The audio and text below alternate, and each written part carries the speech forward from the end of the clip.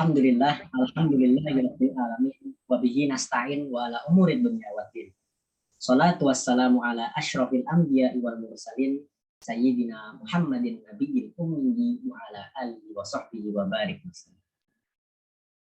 Qala Allah ta'ala fil Qur'anil Karim, a'udzu billahi minasyaitonir rajim. Bismillahirrahmanirrahim. Muhammadur Rasulullah qad khalat min qablihir rusul.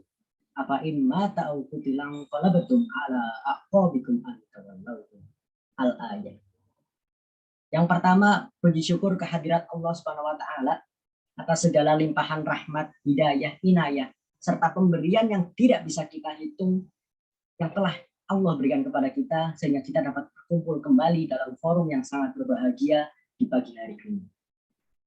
Yang kedua, salawat serta salam semoga tercurah limpahkan pada junjungan kita, first and the best man, yaitu seorang pemimpin yang tidak digaji, seorang direktur tanpa dasi, seorang pejabat tanpa remunerasi, dan seorang guru tanpa sertifikasi. Tak lain dan tak bukan ialah sang kekasih Allah, bergelar Rasulullah, bertitel Habibullah, putra Abdullah yang bernama Nabiyuna Muhammad sallallahu alaihi wasallam. Sallallahu alaihi wasallam. Yang saya hormati Ustadz Dimas Iqbal SPD selaku Kepala SMP Ta'alus Surabaya. Yang saya hormati Ustadz Mukhlisin Jeffrey Ainul Ma'ruf SSI dan Ustadzah Sri Sumardiani SSI selaku Waka Kesiswaan dan Waka Kurikulum SMP Ta'alus Surabaya. Yang saya hormati Ustadzah SMP Ta'alus Surabaya yang kami rindukan dan juga kami nanti ilmu-ilmunya.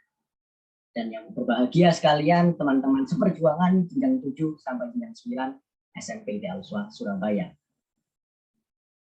Perkenalkan, saya Abdullah Azam, mungkin tidak usah diperkenalkan, teman-teman sudah mengenal saya, yang akan memandu acara kajian spesial memperingati Isra Mi'raj bersama dengan Ustadz Ahmad Mirza, LC-MHI, yaitu dengan tema meraih keberkahan dengan sholat fardu.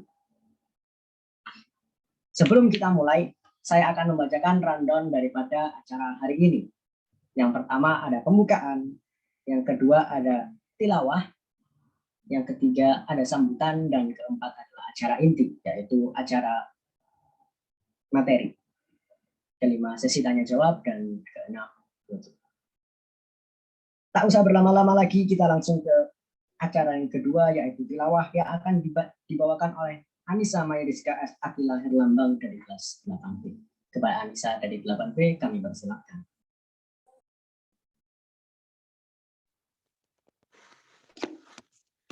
A'udzu billahi minasyaitonir rajim.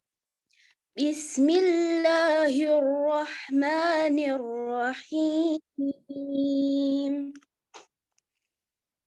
الذين يتبعون الرسول النبي الأمي الذي يجدونه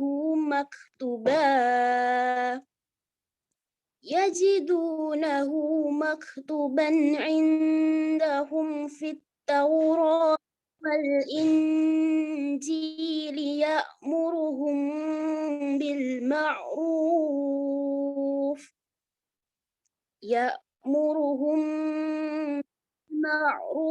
وينهاهم عن المنكر ويحل لهم الطيبات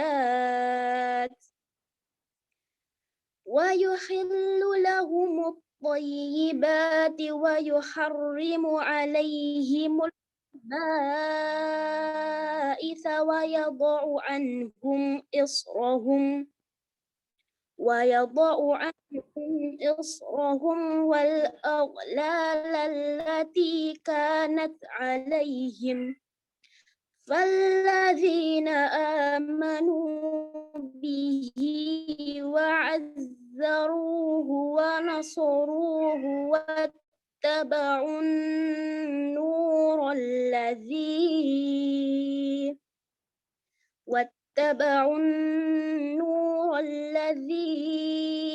أنزل معه أولئك هم المفلحون. قل يا أيها الناس إني رسول الله إليكم جميعا الذي له ملك السماوات والأرض لا إله إلا هو يحيي ويميت فآمنوا بالله ورسوله النبي الأمي الذي يؤمن بالله وكلماته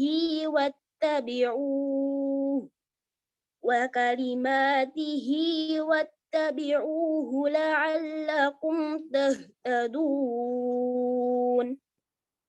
ومن قوم موسى أمة يهدون بالحق وبه يعدلون صدق الله العظيم.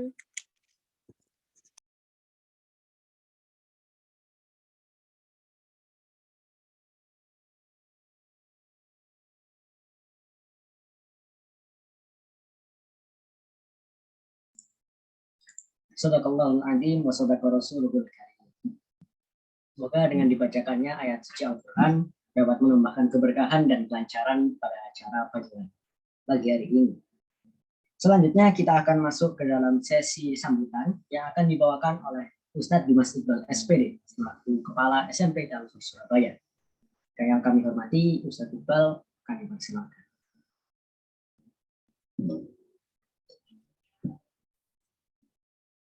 Cek suara saya jelas gitu? Jelas Ustaz. Baik, bismillahirrahmanirrahim. Assalamualaikum warahmatullahi wabarakatuh. Waalaikumsalam warahmatullahi wabarakatuh. Alhamdulillah, nahmaduhu wa nasta'inuhu wa nastaghfiruh wa na'udzu billahi min syururi anfusina wa min sayyiati a'malina may yahdihillahu fala mudilla lahu wa may yudlil fala hadiya lahu. Asyhadu an la ilaha illallah wa asyhadu anna Muhammadan abduhu wa rasuluhu la nabiyya ba'dah. Rabbi shrah li sadri wa yassir li amri wa hlul 'uqdatam min lisani yafqahu qawli. Amma ba'du.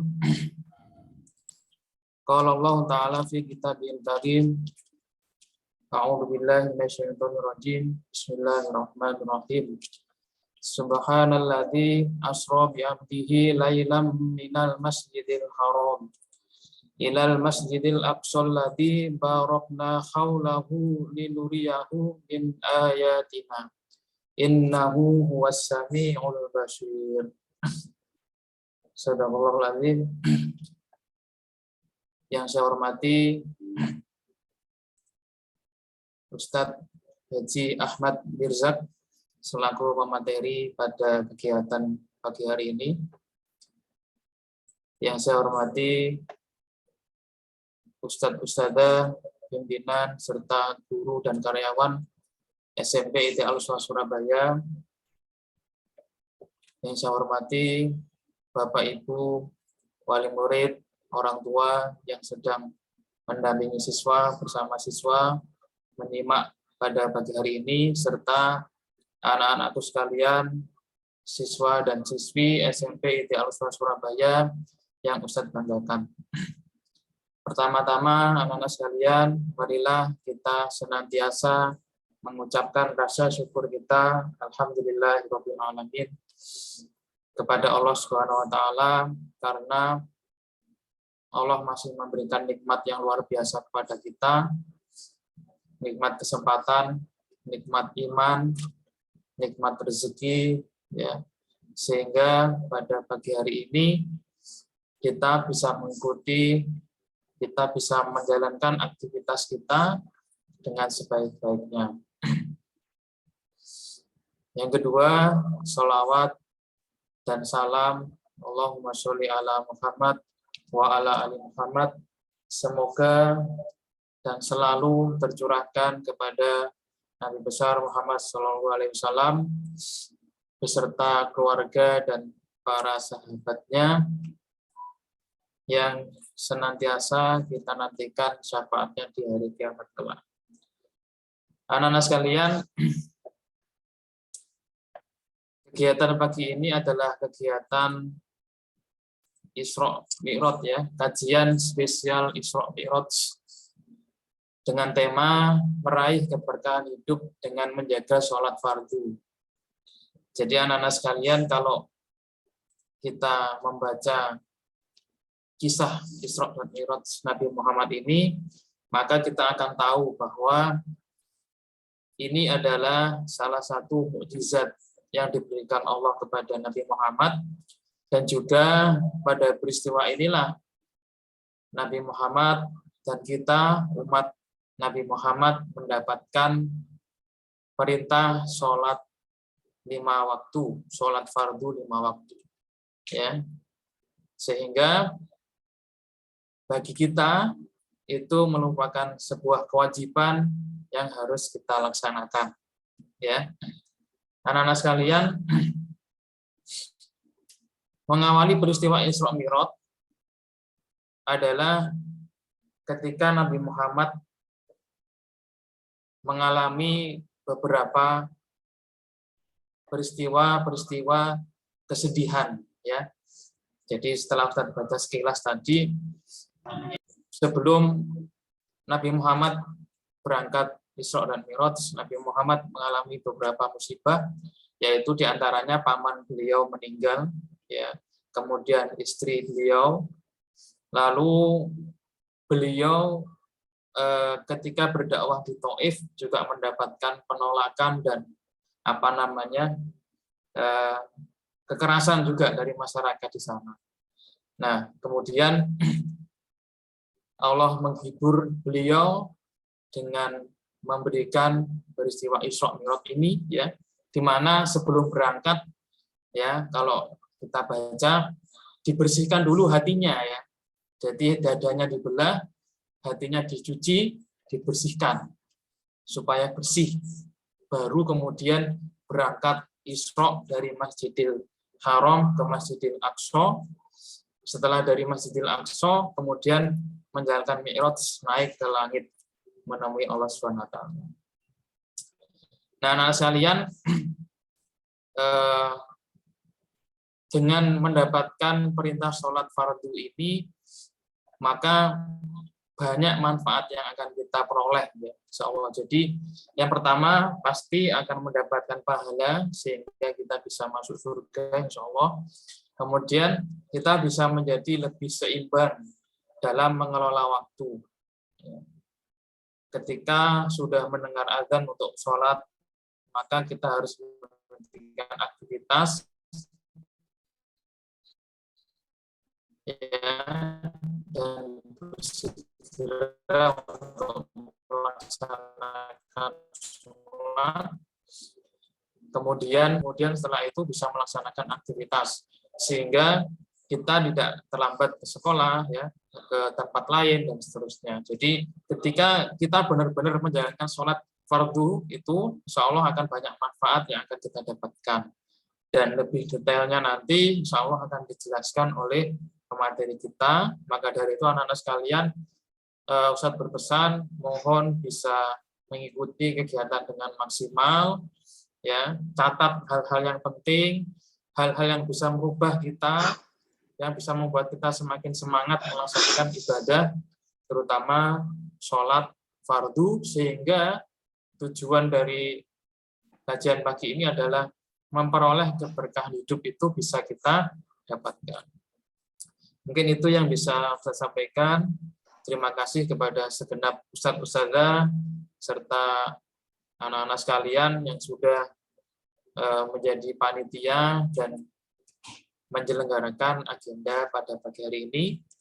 Jika ada lebihnya itu dari Allah Subhanahu wa taala, jika ada kurangnya dari Ustadz pribadi, saya akhiri. Assalamualaikum warahmatullahi wabarakatuh.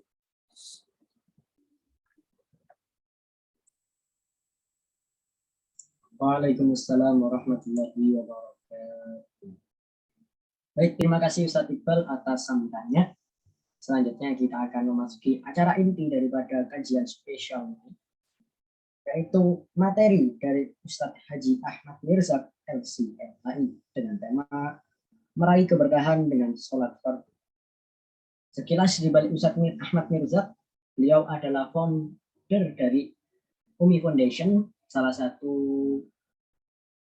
sarana untuk mempelajari Al-Quran.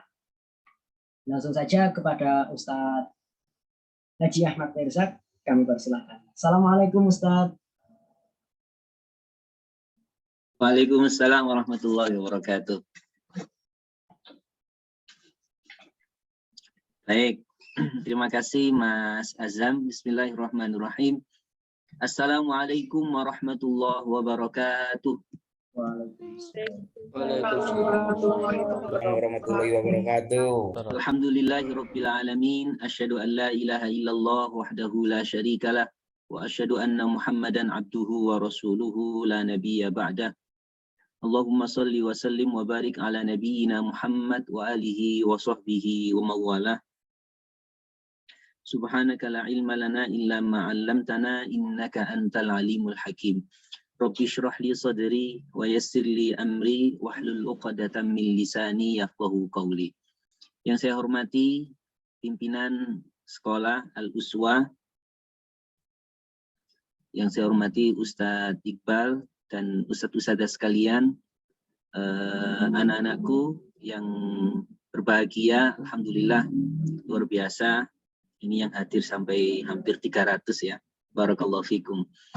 Mari kita bersyukur kepada Allah di pagi hari ini kita bisa bertatap muka bersama secara virtual untuk meningkatkan ya kecintaan kita kepada Rasulullah SAW, untuk meningkatkan pemahaman kita akan pentingnya sholat ya, sehingga di momentum Isra Mi'raj ini kita bisa tingkatkan sholat kita, khususnya sholat fardu kita, dan tentunya adalah sholat yang berjamaah ya, sehingga hidup kita akan senantiasa diberkahi oleh Allah. Sebab salah satu ukuran keberkahan orang itu adalah dari sholatnya ya. Kalau kita ingat saat kita kecil baru lahir ya, diazankan. Nah, kemudian ketika kita nanti mati, orang itu kalau mati langsung disolatkan, gitu ya. Artinya tanpa azan lagi, langsung disolatkan. Maknanya hidup itu sangat singkat, hidup itu isinya adalah saat-saat kita menunggu sholat. Maka beruntunglah orang yang hidupnya itu sholatnya dijaga, sholat fardunya dilaksanakan sebaik mungkin dengan berjamaah, insya Allah hidupnya senantiasa barokah. Tapi sebaliknya ketika ada orang itu yang sampai berani untuk meninggalkan sholat, maka dia akan jauh dari keberkahan usianya, keberkahan hidupnya. Anak-anakku sekalian yang dimuliakan Allah, mohon izin ini saya sudah bisa share Ustaz?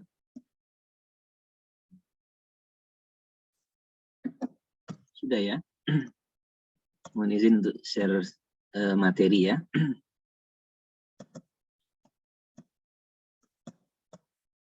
Bismillah. Apakah sudah muncul slide saya? Okay. Baik, bismillahirrahmanirrahim. Kajian spesial memperingati Isra Mi'raj. Temanya adalah meraih keberkahan hidup dengan menjaga sholat fardu. Anak-anakku sekalian yang dimuliakan Allah, di kajian ini insya Allah saya akan sampaikan bagaimana sholat itu akan berdampak pada keberkahan hidup. Ya, sebagaimana tadi di awal saya sampaikan, ketika orang itu sholatnya itu ditinggalkan, berani meninggalkan sholat, maka usianya itu tidak barokah. Dia berkurang keberkahan hidupnya. Maka di kajian ini ada 3 materi penting yang perlu kita pahami bersama. Yang pertama adalah tentang keutamaan sholat berjamaah itu sendiri. Seperti yang tadi sempat disinggung oleh Ustadz Dimas Iqbal, bahwa ada beberapa keutamaan dari sholat. khususnya sholat berjamaah. Karena sholat yang berkualitas, sholat yang terbaik itu tentunya adalah sholat berjamaah. Seperti anak-anakku sekalian, insya Allah kalian semua di sekolah senantiasa terkondisikan sholat berjamaah. Begitu ya.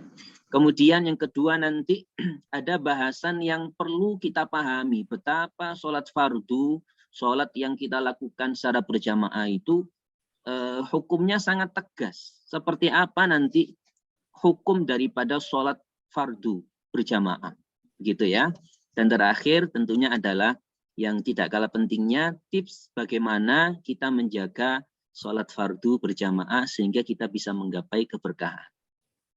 Tapi sebelum saya lanjutkan, saya ingin memastikan ini Ustadz, mohon maaf ini anak-anak mendengar semua ini ya. Nah, coba saya ingin tanya kabar dulu supaya memastikan bahwa yang sedang tidak aktif kameranya ini juga menyimak ya.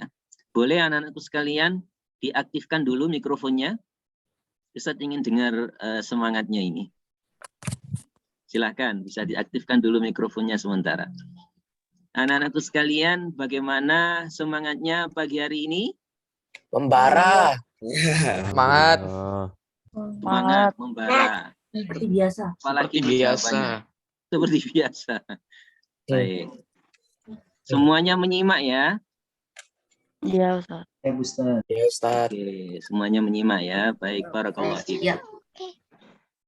Oke, baik. Silakan bisa di-mute kembali. Bismillahirrahmanirrahim. Saya akan lanjutkan. Yang pertama adalah terkait keutamaan sholat berjamaah. Ya, sholat fardu yang berjamaah. Nah, ada beberapa keutamaan daripada sholat fardu yang kita laksanakan secara berjamaah. Ya. Sesuai dengan hadis yang diriwayatkan oleh Al-Imam Al-Bukhari wal Imam Muslim. Rasulullah Shallallahu Alaihi Wasallam an Abi Hurairah radhiyallahu anhu qala Rasulullah Shallallahu Alaihi Wasallam. Rasulullah bersabda, sholatur rajul fi jama'atin. Sholat seseorang secara berjamaah itu tat'afu atau tut'afu ala sholatihi fi baitihi. Lebih utama daripada sholatnya di rumahnya, sholat sendiri. Wa fi suqihi, dan di pasarnya. Bisa kita terjemahkan sholat di pasar itu maknanya sholat sementara dia dalam kesibukannya, tidak berjamaah, begitu ya. Khamsan wa ishrina dha'fan. Lebih utama 25 kali lipat. Ya, kalau dalam hadis yang lain itu ada yang menyebutkan 27. Ya. Bagaimana itu rincinya? Wa dzalika annahu idza tawadda'a fa ahsanal wudu. Jika seseorang itu berwudu dan wuduknya itu dengan wuduk yang terbaik, menyempurnakan wuduknya, ya. Insya Allah kalian semua sudah diajarkan oleh Ustadz-Ustadzah ya, bagaimana wuduk yang baik, berkumur, membaca bismillah, menghirup air, dan seterusnya semuanya dilaksanakan ya. Summa kharaja ilal masjid, kemudian menuju ke tempat sholat. Ya. La yakhrujuhu illa sholah, la yukhrijuhu illa sholah. Dia hanya menuju ke tempat itu tujuannya untuk sholat. Nah, maka katanya Rasulullah, lam yakhtu khutwatan, tidaklah dia itu melangkah satu langkah illa rufi'at laha biha darajah, melainkan derajatnya dinaikkan sekali. Wa huttat anhu biha khati'ah, dosanya diampunkan satu dosa. Nah, subhanallah. Jadi anak-anakku sekalian, ketika kalian menuju ke tempat sholat, baik dari rumah, termasuk dari kelas menuju ke tempat sholat, itu setiap langkahnya itu, satu langkahnya itu dosa diampunkan, kemudian derajat ditinggikan, gitu ya. Makanya kita sering mendengar bahwa nanti di surga itu, orang itu derajatnya berbeda-beda. Ada orang itu yang derajatnya di surga mungkin level kelas 1 gitu aja. Ada yang kelas VIP dan seterusnya. Kok bisa beda-beda begitu? Oh, ternyata di antara faktor orang yang nanti di surga itu kelasnya tinggi adalah karena sering menuju ke masjid untuk sholat berjamaah. Seperti itu. Kemudian katanya Rasulullah, fa'idha sholla, ketika seseorang itu sholat, lam tazalil malaikatu sholli alaihi. para malaikat itu senantiasa mendoakan orang ini madama fi musallahu, selama dia itu berada di tempat sholatnya. Jadi kalau kita datang ke masjid, kemudian kita duduk di masjid, ini kan biasanya kita lihat di masjid itu ya, ada timingnya. Oh, iqomahnya masih 5 menit lagi. Ngapain ya? Sudah duduk aja di situ. Selama kita duduk itu, selama itu pula sampai kita sholat itu para malaikat itu mendoakan kita. Katanya para malaikat, Allahumma sholli alaihi, Allahumma arhamhu. Ya Allah, berikanlah rahmat kepada orang ini, wala yazalu, begitu seterusnya sampai kita itu selama kita duduk di masjid itu. Subhanallah ya. Jadi begitulah luar biasanya keutamaan orang yang menjalankan sholat fardu, ya, menjaga sholat fardunya dan berjamaah.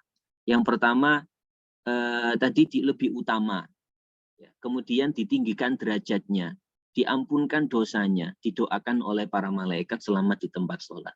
Ini sesuai dengan hadis riwayat Bukhari dan Muslim yang ini ya. Tapi masih ada lagi keutamaan yang lain. Nah, apa itu keutamaan yang lain?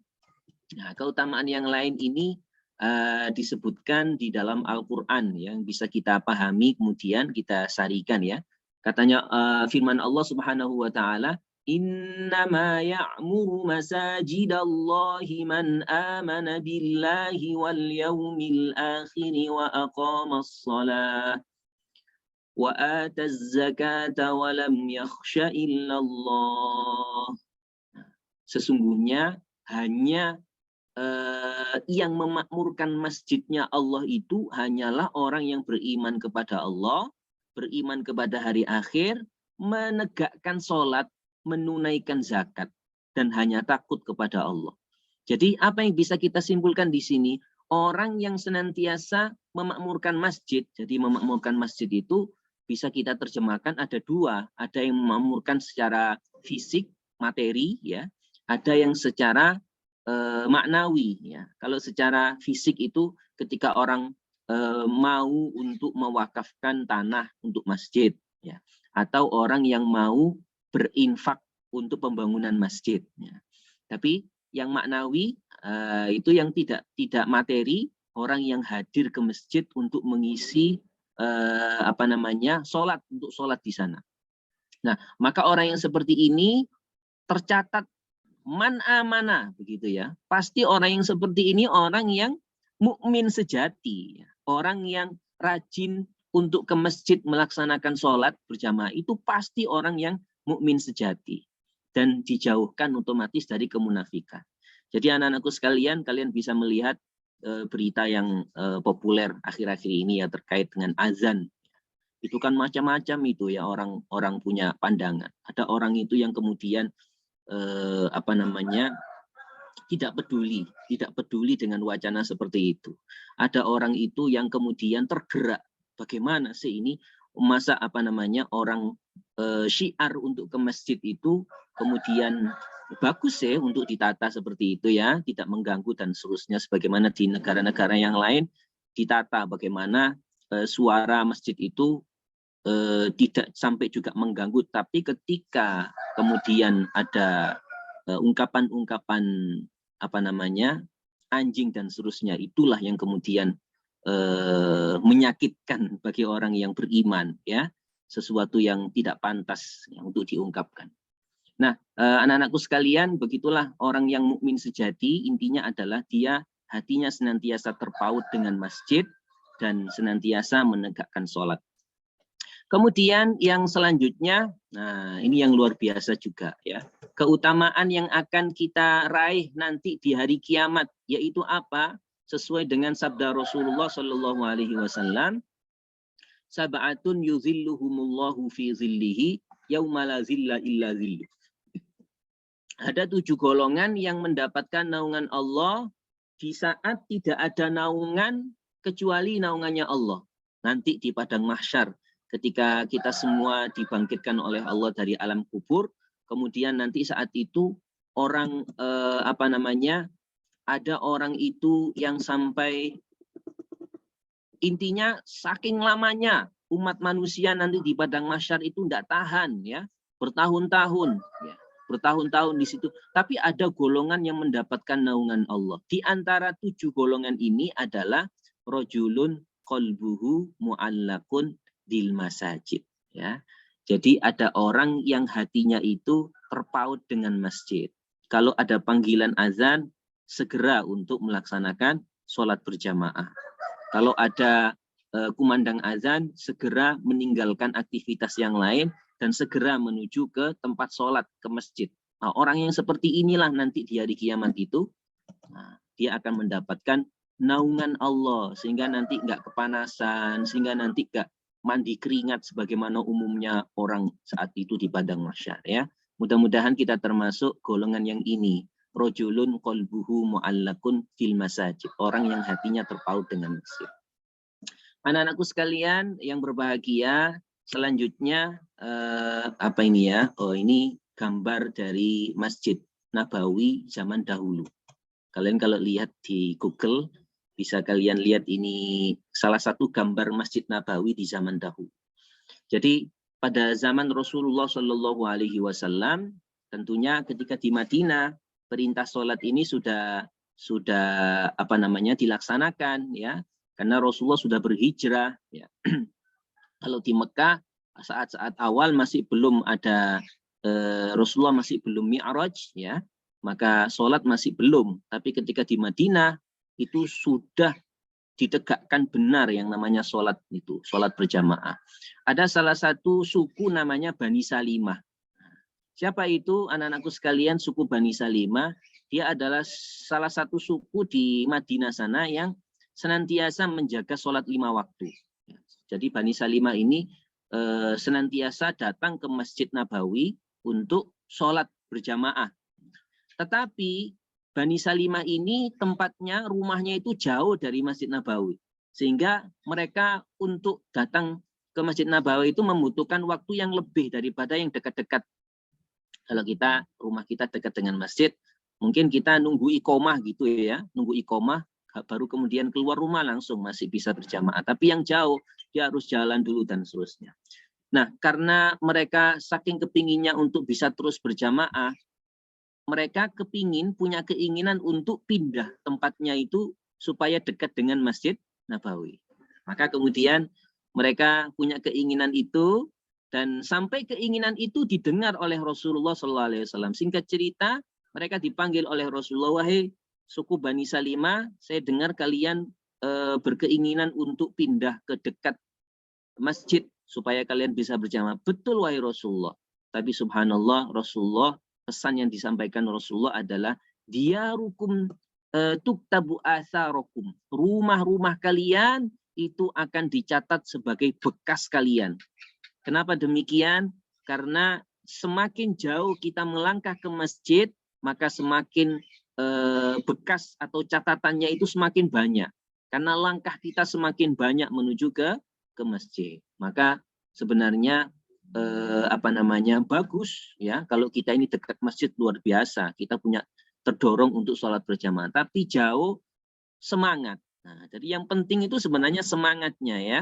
Ada orang itu yang dekat dengan masjid, tapi nggak semangat, jadi nggak sholat jamaah di masjid. Tapi ada orang itu yang rumahnya nggak dekat dengan masjid, tapi semangat untuk datang ke masjid. Ini yang luar biasa. Yang katanya Rasulullah, dia rukum tuktab asarukum. Rumah kalian tercatat sebagai bekas kalian, karena semua langkah itu dicatat oleh malaikat Allah. Seperti itulah kisah Bani Salimah yang kemudian katanya Rasulullah, dipesankan Rasulullah seperti itu. Akhirnya mereka tidak jadi untuk pindah ke dekat Masjid Nabawi. Nah, anak-anakku sekalian yang dimuliakan Allah, ini beberapa fadilah daripada sholat fardu berjamaah ya. Mudah-mudahan kita senantiasa diberikan Allah motivasi untuk sholat berjamaah. Selanjutnya terkait dengan hukum. Bagaimana hukum sholat berjamaah itu? Ya. Luar biasa, seperti yang tadi disampaikan Ustadz Iqbal ya, bagaimana disyariatkan sholat ini ketika Rasulullah mi'raj, dan ini salah satu mukjizat Nabi Muhammad SAW. Kita tidak diperintahkan untuk berpikir tentang prosesnya. Ya, bisa jadi akal kita tidak mampu, tidak sampai. Namanya mukjizat itu sesuatu yang memang di luar kebiasaan, di luar umumnya, ya. Nah, apalagi zaman itu, ya, apalagi zaman itu. Orang tidak mudah untuk kemudian bisa memahami dalam satu malam Nabi Muhammad bisa sampai ke Masjidil Aqsa dan bisa sampai ke langit, ya, bisa sampai ke langit. Tidak mungkin begitu, ya. Tetapi karena ini adalah kemujizatan, sahabat Abu Bakar itu langsung mengimani. Ya. Nah, anak-anakku sekalian, buah daripada Isra Mi'raj ini adalah Rasulullah menerima syariat sholat. Ya. Rasulullah menerima sholat sehingga di riwayat disebutkan bahwa as-sholatu mi'rajul mu'min. Kalau Rasulullah mi'rajnya itu sampai ke langit, maka bagaimana kita umatnya Nabi Muhammad kita bisa bermi'raj itu dengan melaksanakan ibadah sholat. Nah, anak-anakku sekalian, hukumnya sholat berjamaah. Ini sudah saya munculkan, ya. Sebenarnya saya mau tanya kalian, ya. Kira-kira hukum sholat berjamaah ini sudah tampil, ya. Ada 3 kalau kita rangkum. Jadi memang ada beberapa pandangan para ulama. Yang pertama, sholat berjamaah itu hukumnya wajib bagi laki yang mampu, ya. Bagi laki-laki yang mampu. Maka anak-anakku sekalian yang ikhwan, ya, kalian semuanya sehat, mampu, kena hukum ini. Menurut pandangan yang pertama, hukumnya adalah wajib. Bagaimana itu wajib? Sesuatu yang wajib itu kalau ditinggalkan berarti dosa. Senajan meskipun kita ini melaksanakan sholat, ya, nggak jamaah ini, kewajibannya gugur. Tapi karena nggak jamaah, kena dosa tidak berjamaah. Jadi seperti itu konsekuensinya daripada hukum wajib ini. Apa dalilnya? Nah, ini diantara dalilnya ini, ya. Wa aqimus sholata wa atuz zakata waruka'u ma'ar raki'in. Tegakkanlah sholat, tunaikanlah zakat, rukuklah bersama orang-orang yang rukuk. Bukan ayatnya menyatakan rukuklah kalian sendiri-sendiri, tetapi rukuklah bersama orang-orang yang rukuk. Ini kemudian oleh para ulama disimpulkan, diistimbatkan bahwa hukumnya sholat jamaah itu wajib. Kenapa? Karena al-amru lil wujub. Fi'il amr, perintah itu memberikan kesimpulan hukum wajib hukumnya. Kan diperintahkan ini. Seperti itulah. Termasuk juga di antara dalil yang digunakan oleh para ulama untuk menyimpulkan wajib ini adalah ayat yang berbicara tentang sholat khauf. Nah, coba Ustadz ingin tanya ini, ya, supaya memastikan semuanya menyimak. Siapa yang tahu apa itu sholat khauf? Ada yang tahu? Mas, Mbak? Apa itu sholat khauf? Tahu, Ustaz. Tidak tahu, Ustaz. Tidak tahu. Oke, ada yang tahu kah? Sholat khauf itu apa? Siapa yang tahu makna? Ini ada Mas Azam ini. Sholat dalam ketakutan atau perang. Ya, betul, Mas Azam. 100 Mas Azam. Jadi anak-anakku sekalian, khauf itu maknanya takut. Jadi ada sholat yang dilaksanakan dalam keadaan perang. Kalian bisa melihat sekarang perang di Rusia itu, ya. Perang yang di Rusia itu, ya. Zaman dulu perangnya nggak seperti itu. Perangnya itu pakai tombak, pakai panah gitu. Jadi harus berhadapan-hadapan. Kalau sekarang sholat bisa nembak, ngebom dari drone begitu, ya. Kalau zaman dulu sholat perang itu pakai panah, pakai pedang begitu, sehingga harus berhadapan-hadapan. Nah, itu bagaimana para sahabat sholatnya itu ketika dalam kondisi perang? Namanya sholat khauf. Jadi caranya itu berjamaah, ya. Berjamaah. Nanti ada yang saatnya rukuk itu shaf yang belakangnya itu masih berdiri. Jangan-jangan nanti ada serangan begitu, ya. Maka yang jamaah shaf yang belakangnya itu yang sedang berdiri itu bisa membentengi atau melakukan pertahanan atau bahkan menyerang. Seperti itulah. Intinya apa? Intinya di sini. Wa idza kunta fihim fa aqamta lahumus sholata faltakum ta'ifatum. Jadi intinya adalah dalam keadaan perang saja itu sholat itu Nabi Muhammad sama para sahabat berjamaah. Danio gitu, ya, bahasa Jawanya. Apalagi kalau kita itu tidak dalam kondisi perang. Dalam kondisi perang saja, itu para sahabat dan Nabi itu sholatnya berjamaah. Apalagi tidak dalam kondisi perang. Itu disimpulkan oleh para ulama betapa sholat itu wajib dilaksanakan berjamaah. Gitu ya. Nah itu di antara dalilnya. Saya lanjutkan lagi. Kemudian anak-anakku sekalian, ada pandangan ulama yang kedua yang menyatakan bahwa sunnah muakkadah. Sunnah muakkadah itu berarti tidak sampai kena dosa kalau tidak sholat berjamaah. Tapi meninggalkan sesuatu yang sangat penting. Jadi kalau ada orang muslim, kemudian itu jarang sholat jamaah, apalagi sholatnya diakhir-akhirkan, itu berarti sayang sekali. Kenapa? Karena pahalanya sholat berjamaah itu luar biasa banyak sekali. Tadi kita pahami di awal beberapa hadis tadi ya. Nah, maka sunnah muakkadah tidak sampai kena dosa, tapi tertinggal sesuatu yang sangat berharga. Nah, yang ketiga anak-anakku sekalian, ada pandangan ulama yang menyatakan bahwa sholat fardu berjamaah itu hukumnya fardu kifayah. Ustaz mau tanya dulu nih, ada yang tahu apa maknanya fardu kifayah? Siapa yang tahu fardu kifayah? Assalamualaikum. Ayo yang lain. Wajib. Mas Azam, selain Mas Azam lah. Nah, Mas Taren, apa Mas? Ya, fardu kifayah itu jadi hukumnya wajib, tapi kalau sudah ada beberapa orang yang mengerjakannya duluan itu jadi menjadi sunnah. Betul, bagus Mas Taren ya. Jadi sholat fardu kifayah itu fardu itu wajib ya. Kifayah cukup maknanya. Jadi kewajiban yang cukup atau gugur jika sudah ada yang melaksanakan. Seperti mengurusi jenazah ya, itu hukumnya fardu kifayah. Sekampung ini kalau ada, di satu kampung kalau ada orang meninggal nggak ada yang mengurusi jenazahnya, yang dosa semua orang sekampung. Ya. Tapi kalau sudah diurus sama Pak Mudin dan seterusnya, gugur kewajiban dari yang lain. Begitulah sholat jamaah.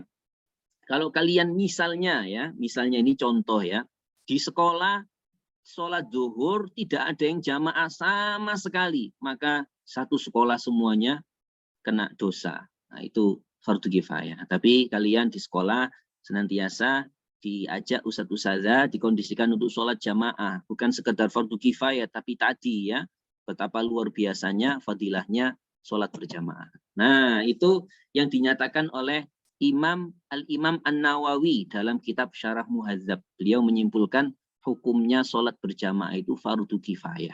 Nah, baik anak-anakku sekalian, apapun itu hukumnya, kesimpulannya adalah sholat berjamaah itu betapa tegasnya. Oh ya, ada satu lagi. Jadi Rasulullah SAW itu pernah bersabda dalam sebuah hadis, laqad hamamtu.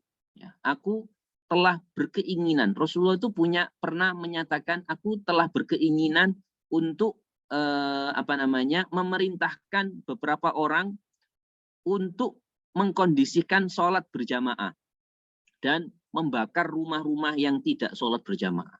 Nah, jadi meskipun itu membakar, tapi masih keinginan Nabi. Disimpulkan oleh para ulama betapa pentingnya, betapa harusnya orang itu sholat berjamaah. Dahulu para sahabat menjaga sholat fardu luar biasa. Sampai kalau ada yang satu absen nggak sholat, para sahabat bisa tahu, kemana ini sahabat kita yang nggak sholat fardu jamaah ini ya. Sampai kemudian ditanya, sampai kemudian mereka datang ke rumah, sampai tahu, oh ternyata sakit, oh ternyata sedang bepergian, seperti itu. Ya, itu contoh kita, teladan kita, Nabi dan para sahabat di dalam menegakkan menjaga sholat fardu berjamaah sehingga hidupnya barokah semua. Para sahabat itu tidak ada yang hidupnya sengsara, semuanya hidupnya itu barokah dan sukses gitu ya.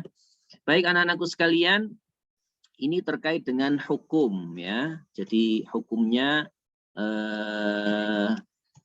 oke, sebelum Ustaz lanjutkan, supaya nggak lupa ini ya, untuk memastikan semuanya nyimak ini.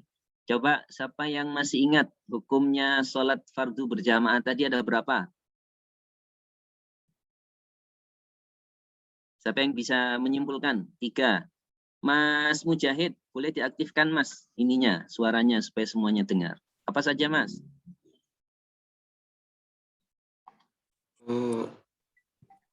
wajib, fardu kifayah sama sunnah muakkadah. Oke, bagus. Wajib. Ada yang mengatakan wajib begitu ya. Kemudian pendapat yang lain fardu kifayah, sunnah muakkadah. Dan yang ketiga apa, Mas? Fardu kifayah. Fardu kifayah. Oke, diulang lagi, Mas. Yang pertama apa tadi? Yang pertama wajib. Yang kedua fardu kifayah. Yang ketiga sunnah muakkadah. Baik, bagus. Barakallahu fiik. Alhamdulillah ya. Yang lainnya insya Allah tidak lupa ya. Oke, anak-anakku sekalian, Ustadz lanjutkan ya. Ini ada kisah yang menarik. Kalian pernah nggak melihat video ini? Ada yang pernah melihat video ini? Sepertinya tidak, Ustaz. Iya. Apa ini? Ada yang tahu ini siapa ini yang lagi jalan ini? Manusia. Manusia. Ibu. Ya iyalah manusia ya. Ibu. Ya, jadi ini video yang sempat viral. Nanti coba kalian lihat di YouTube ya. Ini ada orang yang jalan ke masjid itu pakai tali. Nah, jadi orang ini menjaga saking dia itu menjaga sholat fardunya berjamaah, kepingin hidupnya itu barokah. Dia itu senantiasa kalau dengar azan itu jalan ke masjid pakai tali. Kenapa kok begitu? Karena dia itu orang buta. Ya. Jadi orang buta dari rumahnya ke masjid itu dia nggak ada yang nggak ada yang mendampingi, nggak ada yang nggak ada yang nuntun, dia untuk ke masjid itu. Sehingga dia pasang tali tampar begitu dari masjid itu menuju rumahnya, dia ke masjidnya itu pegangan tali itu sampai ke masjid. Begitu 5 waktu. Jadi 5 kali dalam satu hari. Seperti itu terus. Ya, subhanallah ya. Jadi ini anak-anakku sekalian hampir mirip dengan ceritanya sahabat Nabi yang buta.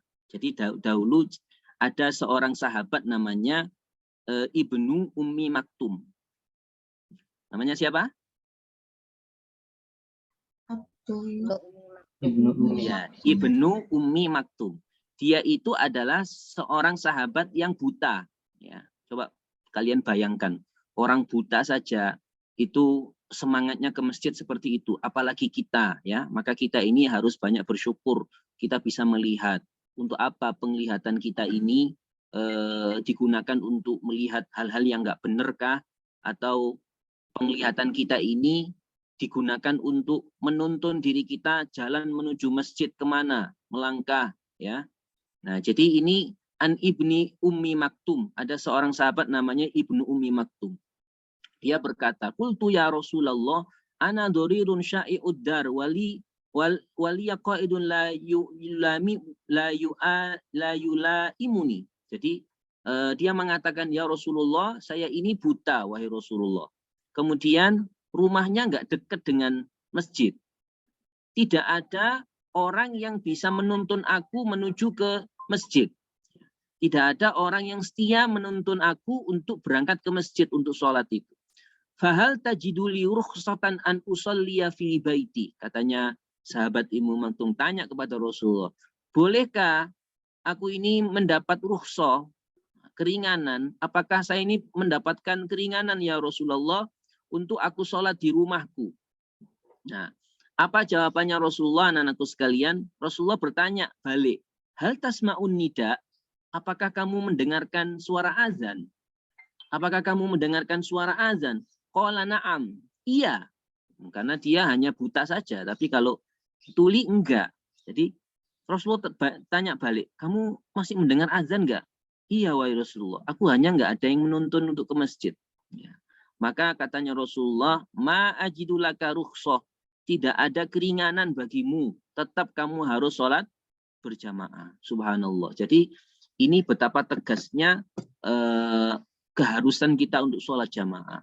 Ya, kira-kira kalau kita simpulkan, yang tuli itu loh, yang nggak mendengarkan azan itu baru kena rukhsah. Dia nggak tahu waktu sholat, gitu ya. Kecuali kalau dia bisa melihatkan ya, melihat orang sedang menuju ke masjid.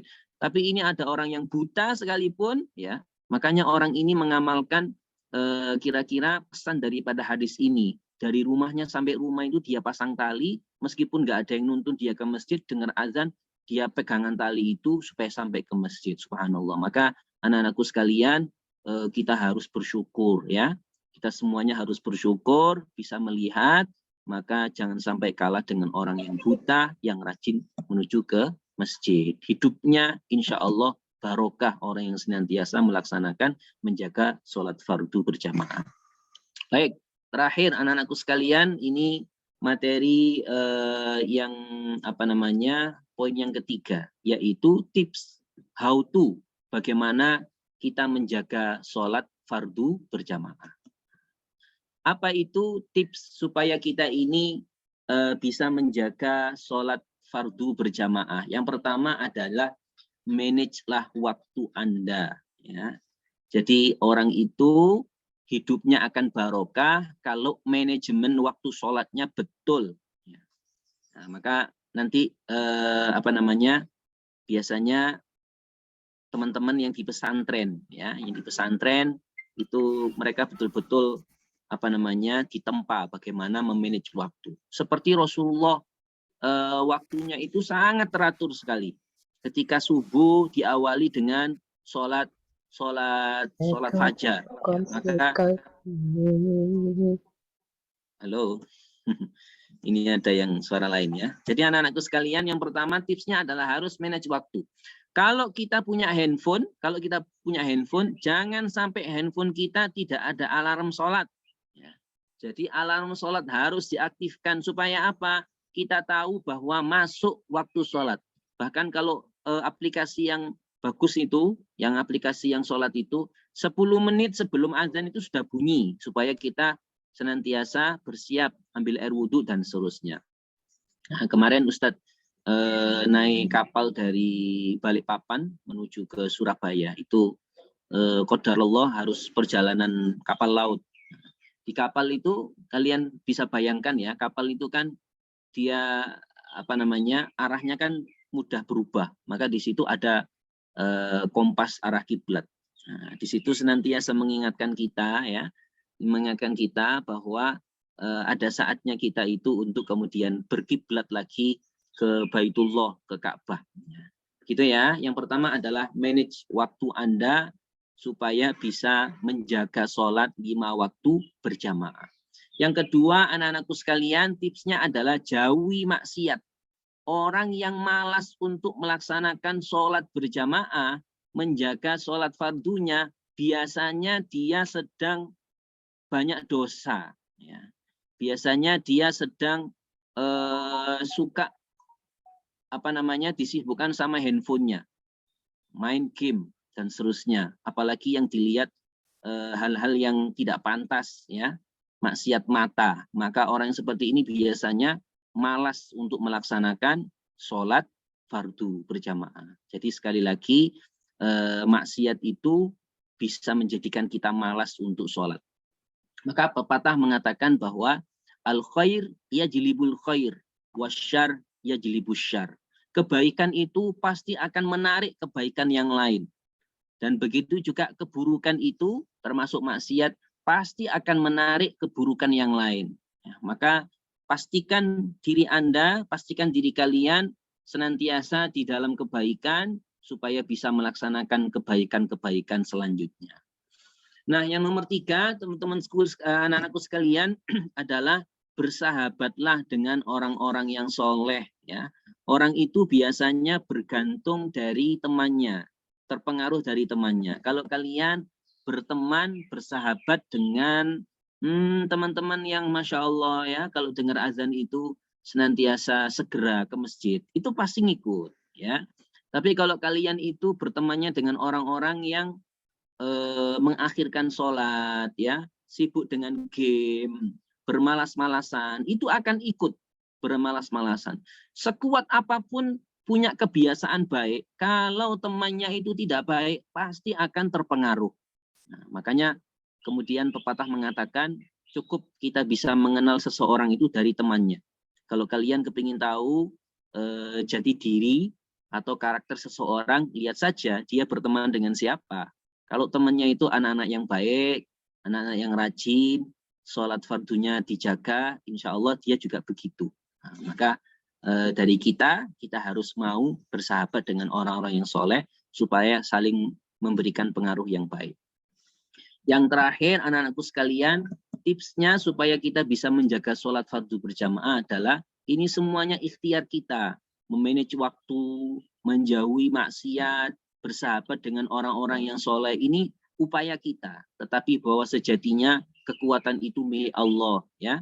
Kekuatan itu dari Allah. Coba Ustadz tanya, kalau misalnya ada muadzin yang mengajak untuk sholat, menjawabnya bagaimana? Ada yang ingat? Halo, assalamualaikum. Waalaikumsalam. Ya, coba. Apa tadi pertanyaannya? Pertanyaannya adalah, kalau kita mendengar kumandang azan yang mengajak kita untuk sholat, kita jawabnya seperti apa? Bahasa Arab. Iya. Jawabannya azan.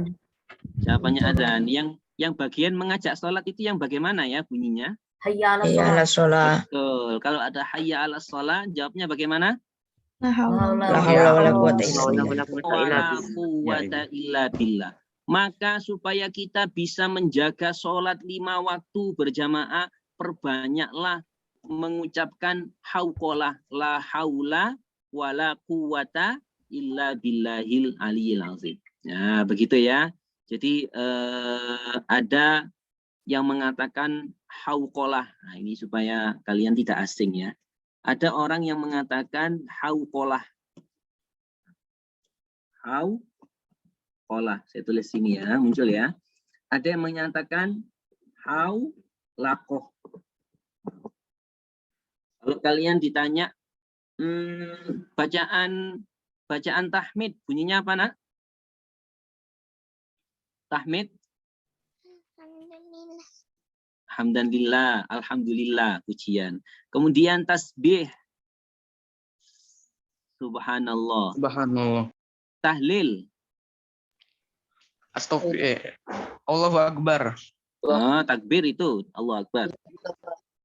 Halala yuhallilu, tahlil itu membaca la ilaha illallah atau kalimat tauhid ya. Hauqalah membaca la haula wala quwwata illa billah atau istilah lainnya haulaqah, hauqalah atau haulaqah.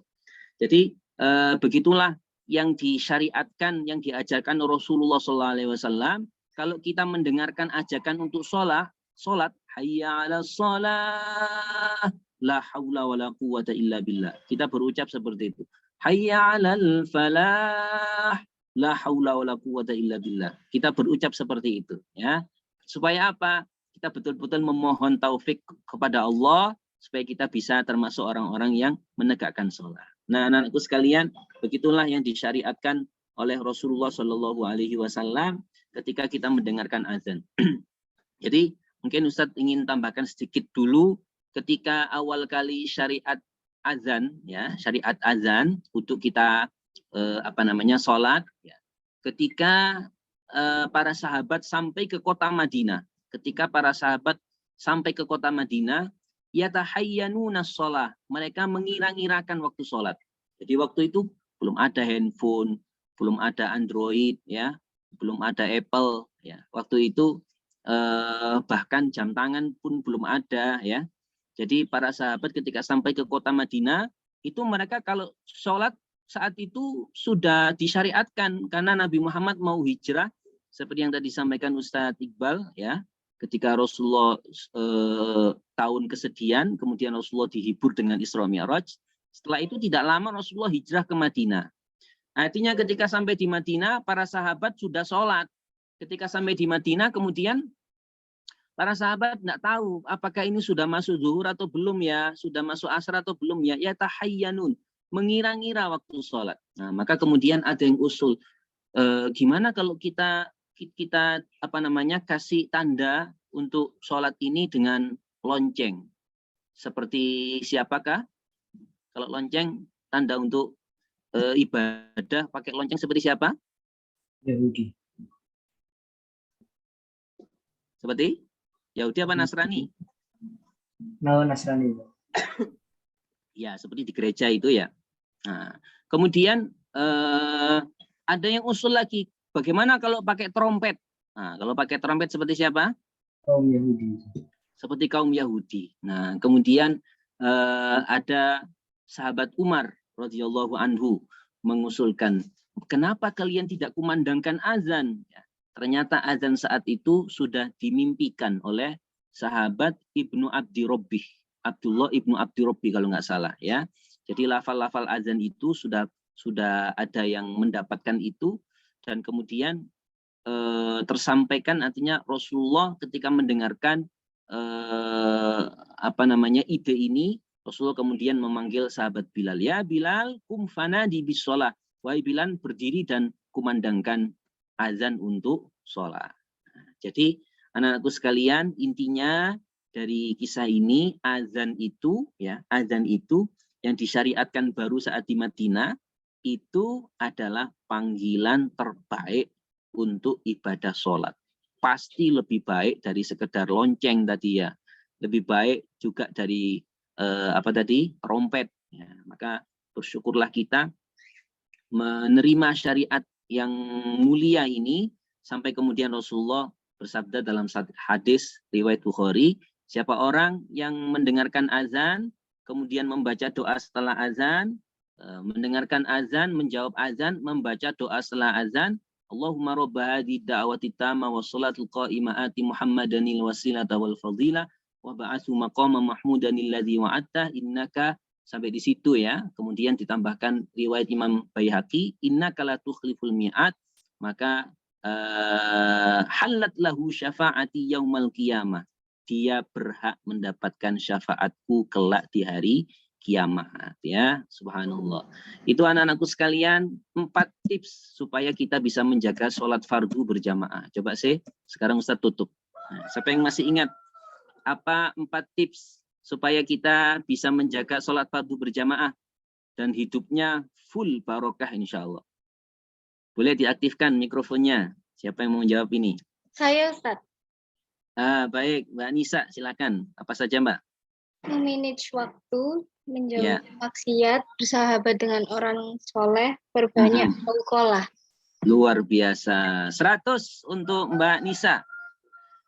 Barakallahu fiik ya. Alhamdulillah anak-anakku sekalian, itu insya Allah materi yang bisa Ustadz sampaikan di kajian pagi hari ini. Mudah-mudahan bermanfaat, menambahkan semangat kita untuk senantiasa menjaga sholat fardu kita berjamaah, bukan hanya di sekolah ya. Nah, kalau kesadaran itu ada dalam diri kita, semangat, maka bukan hanya di sekolah, meskipun kita sedang online dari rumah ya, semangat untuk menjaga sholat fardu, maka insya Allah Allah akan memberikan keberkahan di dalam kehidupan kita. Baik, waktunya masih banyak ya. Mungkin ada yang ingin bertanya, silahkan. Sebelum nanti Ustadz mungkin tambahkan materi yang lain. Saya kembalikan ke Mas Azam dulu. Nanti kalau nggak ada pertanyaan, Ustadz akan tambahkan lagi. Baik, terima Silakan. kasih.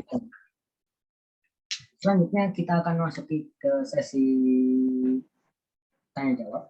Untuk teman-teman yang ingin menambahkan sesuatu atau ingin bertanya kepada Ustaz Ahmad Mirzad, kami persilakan untuk mengirimkan pertanyaan melalui chat ataupun open microphone.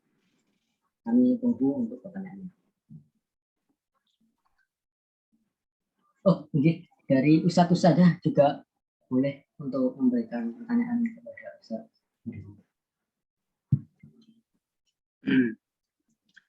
Silahkan, boleh juga melalui live chat ya, mungkin ada yang berhalangan untuk diaktifkan.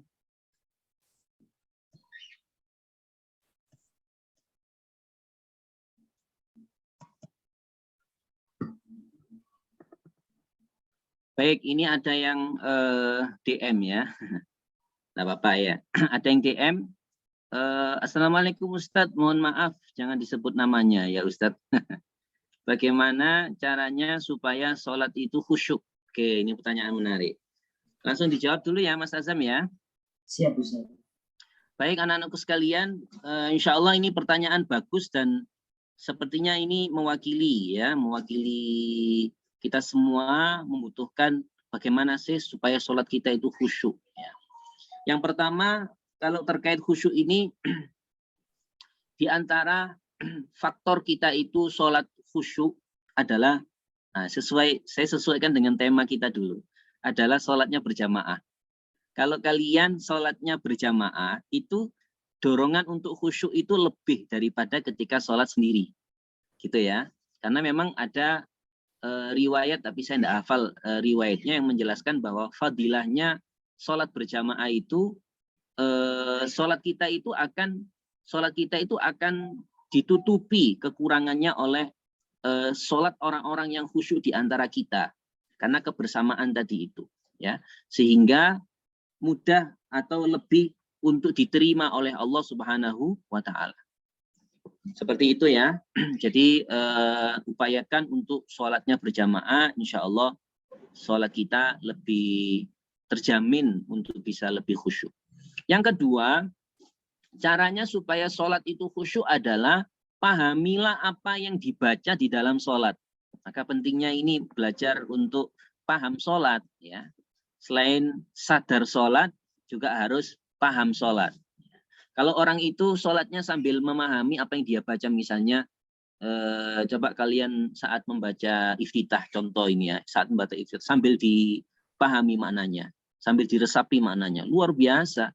Maka kita otomatis pikiran itu tidak kemana-mana. Misalnya, Allahumma ba'id baini wa baina khotoyaya. Ya Allah, jauhkanlah antara aku dengan kesalahan-kesalahanku, dosa-dosaku. Kama ba'atta bainal masyriqi wal maghrib. Sebagaimana engkau ya Allah menjauhkan antara timur dan barat. Allahumma nakkini minal khotoya. Ya Allah, bersihkanlah aku dari kesalahan-kesalahan. Kama yunaqqas thawbul abyadu minad danas. Sebagaimana baju yang putih dibersihkan dari kotoran, kembali putih, ya. Allahumma ghsil khotoyaya bil ma'i wasalji wal barad. Ya Allah, bersihkanlah kesalahan-kesalahanku dengan air, salju, dan embun. Oh, kalau seperti itu kita memahami, meresapi maknanya, insya Allah lebih khusyuk. Ya, nah, maka kalian harus terus belajar untuk memahami bacaan sholat dan renungkan itu maknanya. Ketika kita sholat, insya Allah sholatnya khusyuk. Nah, tips ini yang paham makna ini berkaitan dengan kisah tafsir ya, tafsir daripada ayat yang di surat Al-Ma'un ya. Fawailul lil musallin, maka celakalah bagi orang-orang yang salat. Alladzina hum an salatihim sahun, yang mana orang-orang yang salat itu, ini kok ada ya orang salat tapi kok dibilang celaka. Nah, ini ada beberapa penafsiran, di antaranya adalah orang yang an sholatihim sahun, lalai daripada sholatnya. Jadi sholatnya itu nggak khusyuk, sholat tapi pikirannya kemana-mana. Kenapa? Karena nggak paham bacaan sholatnya.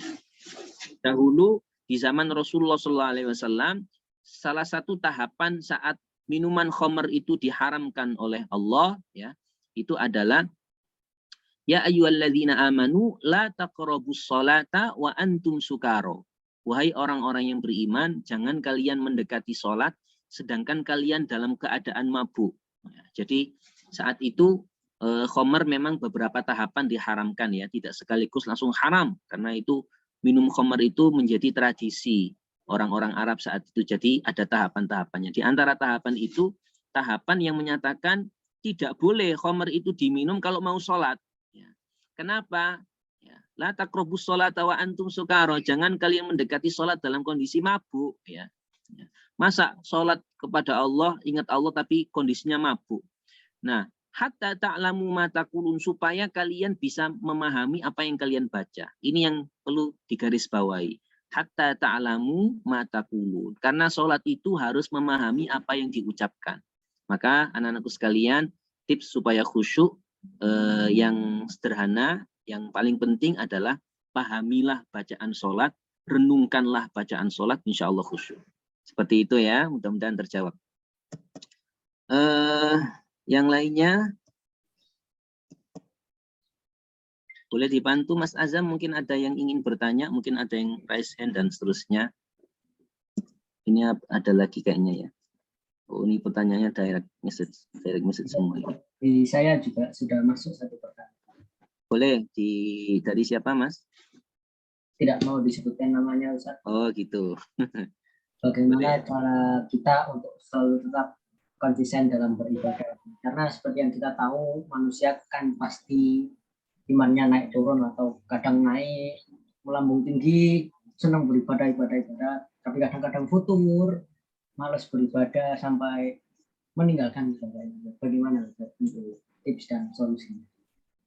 Baik, jadi tips dan solusinya tadi diantaranya sudah terwakili tips tadi itu ya, jauhi maksiat itu harus ya, karena itu faktor penentu futur juga maksiat itu, jauhi maksiat. Coba kalau misalnya sedang futur itu coba muhasabah, jangan-jangan saya selama ini banyak bergaul dengan teman-teman yang justru tidak memotivasi, misalnya seperti itu, atau jangan-jangan waktu-waktuku selama ini akhir-akhir ini juga bermaksiat kepada Allah, itu juga faktor. Jangan-jangan apalagi tadi itu. Nah, ini juga yang tidak kalah pentingnya adalah sholat itu ada sholat itu yang kalian harus pastikan berjamaah, yaitu sholat subuh dan sholat isya. Sholat subuh dan sholat isya pastikan berjamaah. Kenapa? Karena ini yang paling berat bagi orang-orang munafik. Ya, kita semuanya insya Allah nggak termasuk orang-orang munafik. Ya, kita termasuk orang-orang yang beriman dengan iman yang setia. Kalau orang yang iman setia, insya Allah imannya itu memang iman itu fluktuatif, tapi kecenderungannya itu lebih banyak naiknya. Kalau orang itu imannya sejati. Nah, ciri-cirinya adalah subuh sama isya pastikan berjamaah. Kenapa?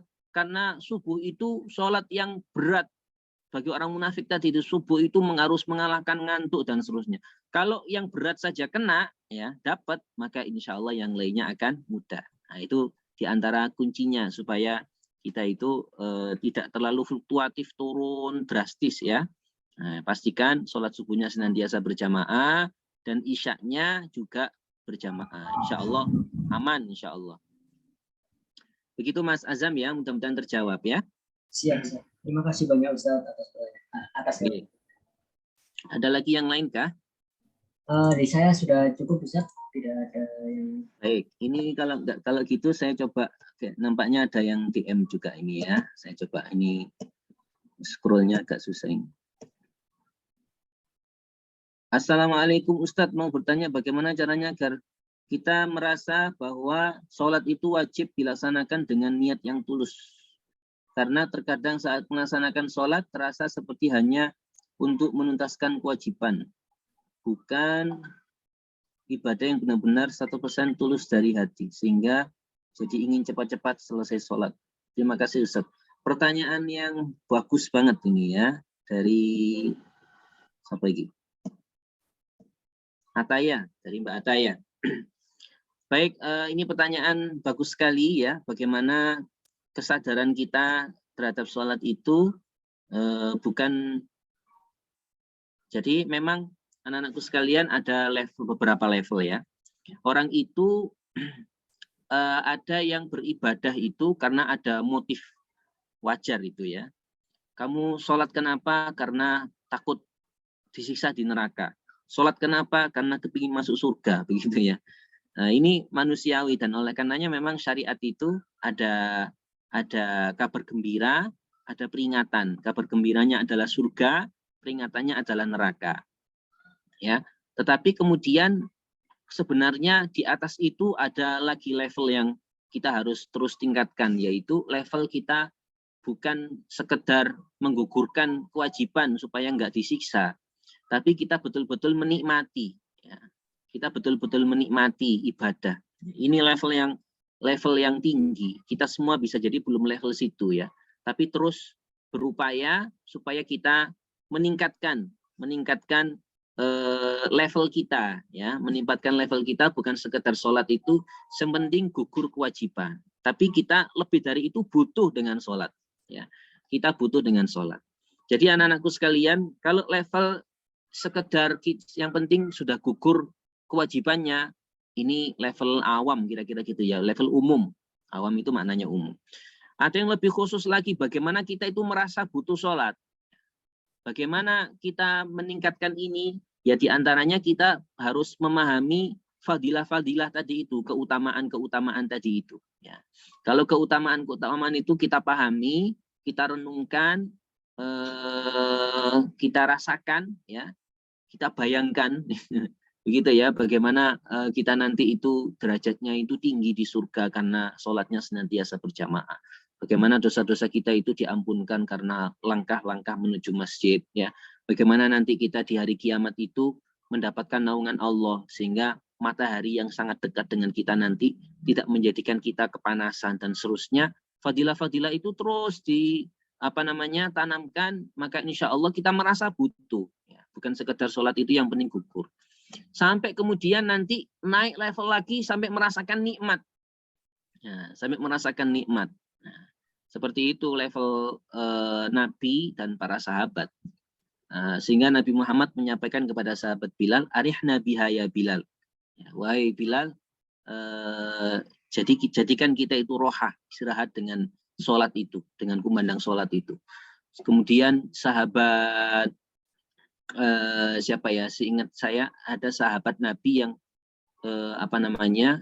yang kisahnya setahu saya itu ketika tertusuk senjata, anak panah atau pedang itu minta diambilnya ketika sholat. Kenapa?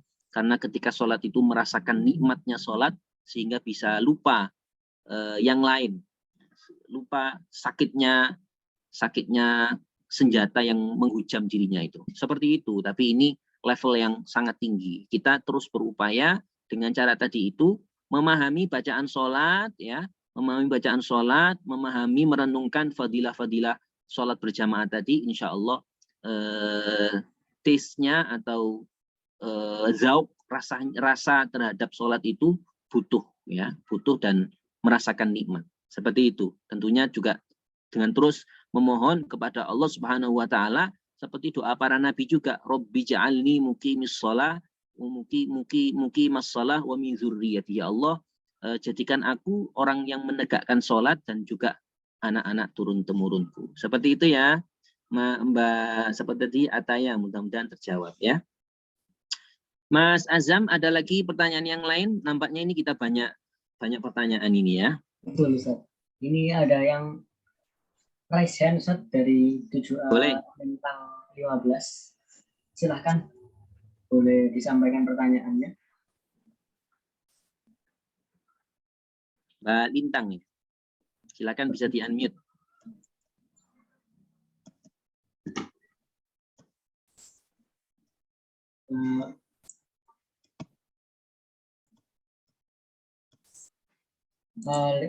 A Lintang, boleh disampaikan pertanyaannya. Kalau lagi bareng cara sholatnya bagaimana? Ya, boleh diulangi, kurang terdengar jelas. Bisa diulang lagi. Kalau lagi bareng sholatnya bagaimana? Kalau lagi bareng? Kayaknya, ya lagi perang katanya. Kalau lagi perang, sholatnya bagaimana? Katanya. Oh, sholat perang, sholat khauf tadi ya? Iya. Ya, baik. Baik, pertanyaan menarik ini ya untuk wawasan kita. Sholat khauf itu bagaimana pelaksanaannya? Ini sholat khauf itu sebenarnya dijelaskan di dalam surat An-Nisa ayat 102. Nah, itu dijelaskan tata cara dan juga tuntunan. Wa idza kunta fihim fa aqamta lahumus shalah faltakum ta'ifatum minhum ma'aka wal ya'khudhu aslihatahum. Jadi ada apabila engkau berada di tengah mereka, sahabatmu, lalu kamu hendak mendirikan sholat bersama mereka, hendaklah segolongan dari mereka berdiri besertamu dan menyandang senjata. Jadi sholatnya sambil bawa senjata. Fa idza sajadu falyakunu min waraikum. Ya. Kemudian apabila mereka yang sholat besertamu itu sujud, telah menyempurnakan serakaat, maka hendaklah mereka pindah dari belakangmu untuk menghadapi musuh dan hendaklah datang walta ta'ifatun ukhra lam yusallu fal yusallu ma'aka. Ya. Kemudian hendaklah datang golongan yang lain yang belum sholat itu, fal yusallu ma'aka. Mereka sholat denganmu, ya. Wal ya'khudhu hidrahum wa aslihatahum. Hendaklah mereka bersiap siaga dan menyandang senjata. Nah, jadi ini disebutkan dalam surat surat An-Nisa tadi itu secara umum, ya. Kalau secara tata cara secara rincinya dibahas dalam beberapa hadis dan di kitab-kitab fikih. Yang kesimpulannya begini, intinya ketika sholat itu ada semacam komando barisan untuk menyempurnakan rokaat. Ketika menyempurnakan rokaat dalam kondisi turun sujud, maka di belakang ini ada barisan yang lain. Ada barisan yang lain, begitu ya. Begitu terus bergantian sehingga tidak semuanya kaum muslimin yang sedang sholat khauf itu dalam kondisi sujud bersamaan semuanya sujud, atau dalam kondisi berdiri semuanya berdiri, tidak. Jadi ada shaf yang sedang turun, ada shaf yang sedang berdiri, dan mereka yang berdiri ini siap siaga membawa senjata. Seperti itu Mbak Lintang ya, sampai selesai sholat itu. Terima kasih Ustaz atas Yeah. cukup sampai di sini untuk sesi selanjutnya. Ada pertanyaan lagi Mas Azam dari siapa ini ya? Oh ya, ini pertanyaan menarik dari ini 7B. Mbak Kalista, sholat yang dilakukan dalam keadaan bahaya. Oh, bukan. Banyak ya. Ini scrollnya agak susah ini. Sebentar. Ada pertanyaan yang menarik ini tadi yang terakhir. Ustadz, Isra Mi'raj kan perintah untuk sholat. Jadi sebelum turunnya wahyu untuk sholat, belum ada yang pernah sholat. Ini pertanyaan menarik ya. Jadi sholat itu memang tata cara tuntunan sholatnya adalah, syariatnya adalah ketika Rasulullah Mi'raj itu, ya. Jadi sebelum itu tata cara sholat yang sempurna seperti yang kita lakukan masih belum ada, ya. Tetapi bahwa ibadah untuk mereka mengenal Allah, sudah mengenal Allah. Jadi syariat yang dibawa adalah syariatnya nabi-nabi yang dahulu, ya. Syariatnya nabi yang dahulu, yaitu kalau di Jazirah Arab adalah Nabi Ismail alaihissalam yang juga melanjutkan dakwah dari Nabi Ibrahim alaihissalam. Jadi seperti itu ya. Sama ini pertanyaannya hampir mirip dengan kalau ada yang tanya ketika Nabi Muhammad Mi'raj itu ke langit itu, terus Nabi Muhammad sholat subuhnya di mana ya? Nabi Muhammad sholat subuhnya di mana ya? Sholat isyaknya di mana ya, begitu? Karena memang ya sholat secara syariat sempurnanya itu kan disyariatkan ketika Rasulullah pulang daripada Isra Mi'raj itu. Seperti itu ya.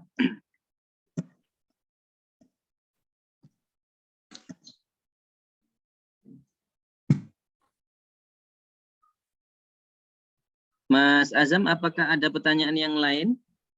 Saya rasa di saya sudah tidak ada yang bertanya. Oke, baik. Ini saya coba scroll ke atas. Ada beberapa pertanyaan lagi.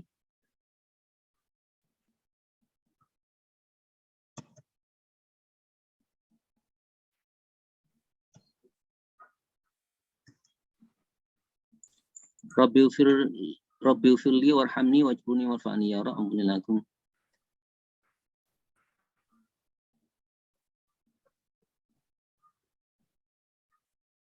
Bagaimana cara agar terhindar dari was-was setan ketika sholat? Karena kadang ada rasa seperti lupa rakaat. Nah, jadi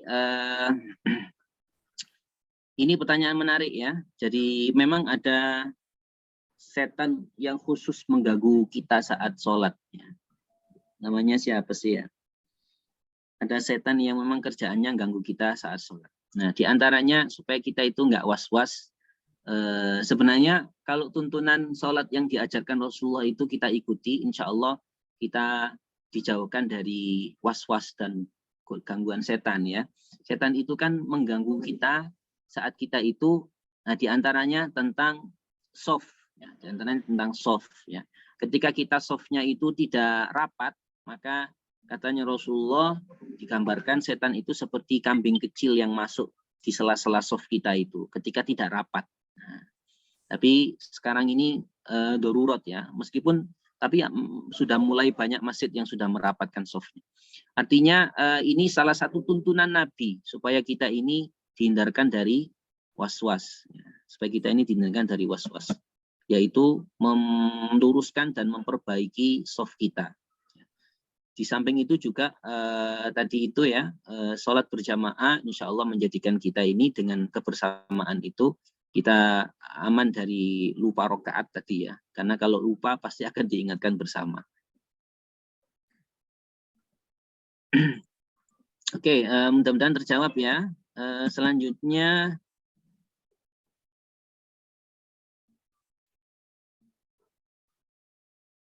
ada lagi pertanyaan Mas Azam? Di saya tidak ada, Ustaz.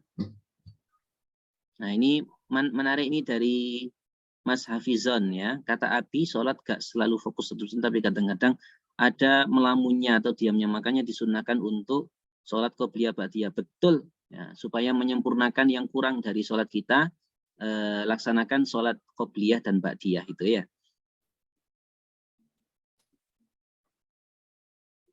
Oke. Satu lagi nih dari 8B nada. Ustadz, kalau misal ada tembakan saat sholat perang gimana? Kalau ada tembakan saat sholat perang gimana? Kalau ada, kalau dulu sih bukan tembakan ya. Kalau dulu tombakan, ada panahan begitu ya.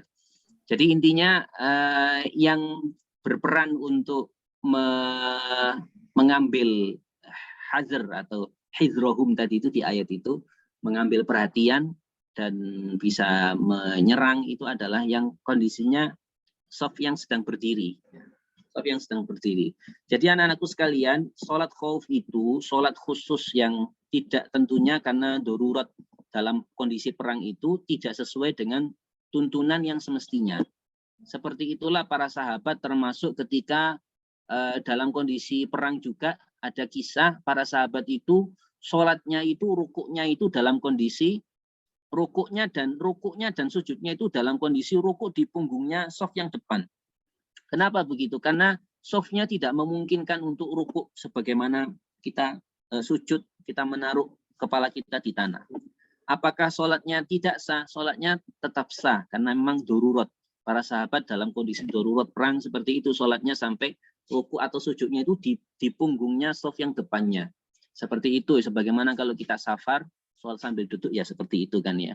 Nah, perkara kemudian kalau terjadi penyerangan dan meninggal, maka tentunya meninggal dalam kondisi berperang saja itu sudah syahid, apalagi dalam kondisi berperang dan dalam kondisi sholat pula.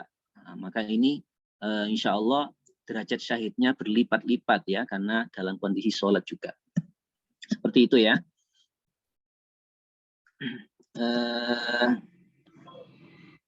Assalamualaikum Ustadz, kami kalau zaman sekarang perang masih ada? Ya ini seandainya ya, tapi insya Allah kita mudah-mudahan Allah jaga negeri kita dari peperangan ya.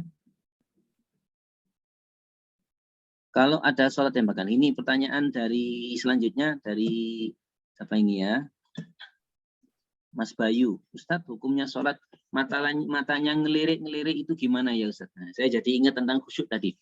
Salah satu tips supaya kita sholatnya khusyuk adalah jaga pandangannya. Jangan ngelirik-ngelirik. Ya. Karena kalau pandangan mata itu mempengaruhi ini, pikiran. Ya. Jadi makanya kalau kita sholat itu disyariatkan pandangan mata kita ke tempat sujud. Supaya kita fokus, bisa khusyuk. Ya. Bagaimana hukumnya? Kalau ditanya hukum itu ya 5 itu jawabannya ya. Apa namanya? Batalkah, sahkah, atau dan seterusnya. Kalau sampai membatalkan sejauh atau sependek yang saya tahu tidak membatalkan. Kalau sholat melirik. Ya. Yang membatalkan itu, ini masuk bahasan fikih ya, adalah gerak yang lebih dari 3 berurutan. Itu membatalkan dalam fikih Syafi'i. Tapi kalau ngelirik itu tidak masuk hitungan gerak. Jadi sholatnya sih ya sah, kewajibannya gugur, tapi standar kekhusyuannya pasti akan menurun.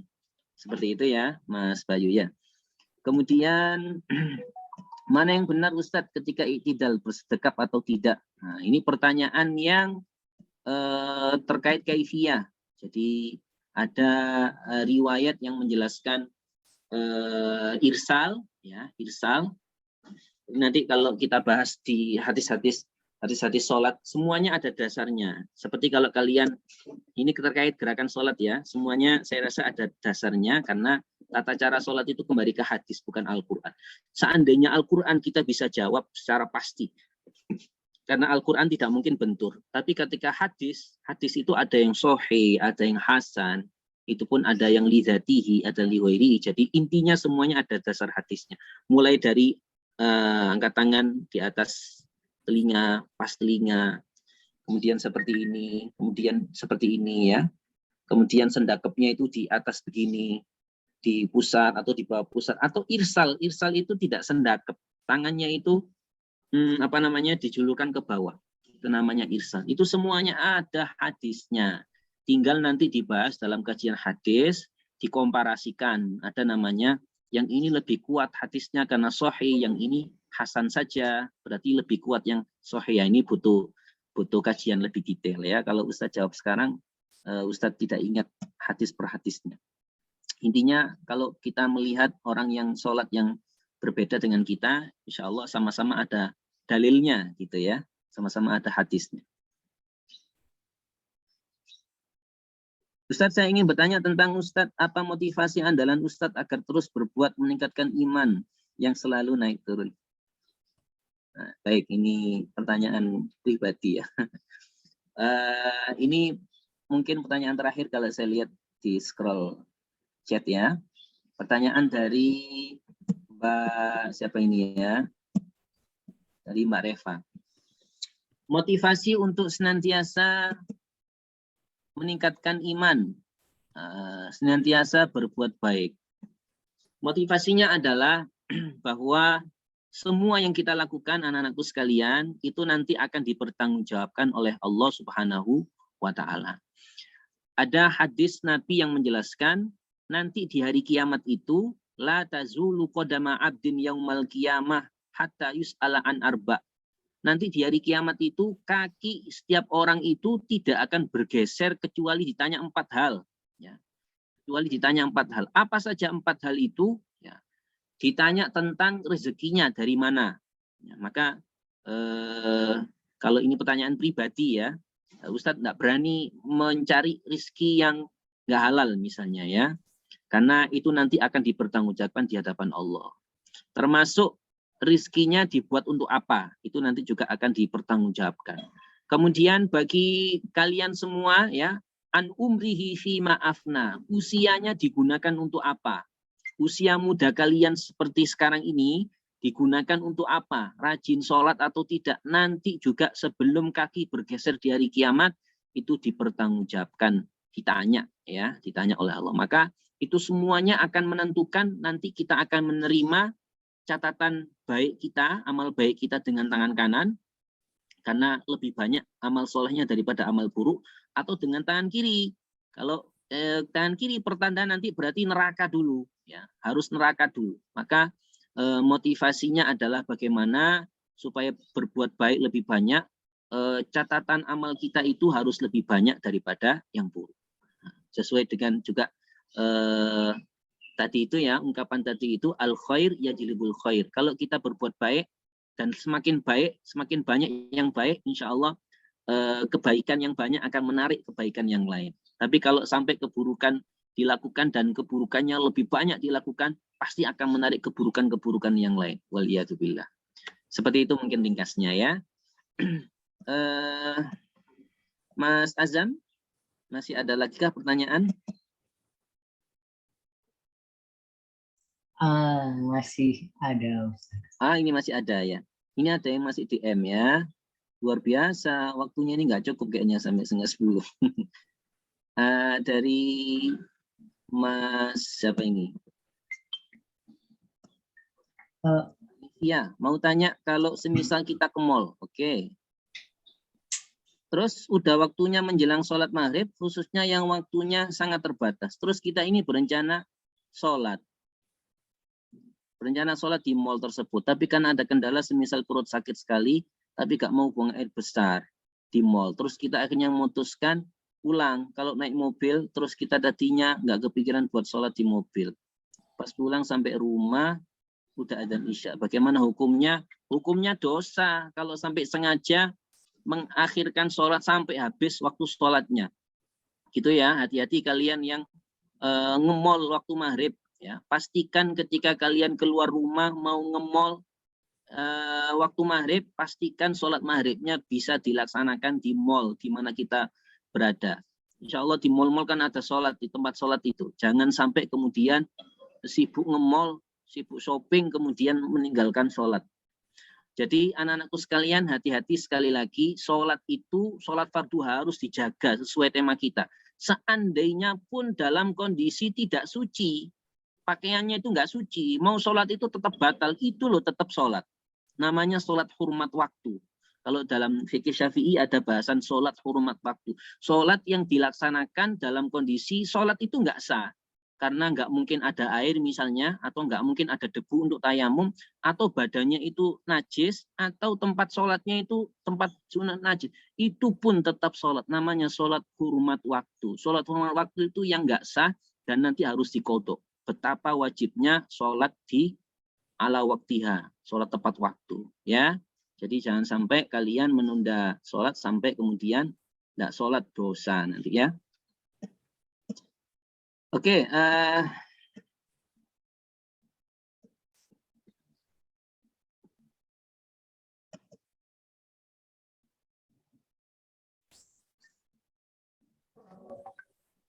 sudah terjawab semua insya Allah ya. Oh ini satu ini ya, ada yang menarik ini. Dari Nailur. Assalamualaikum Ustadz.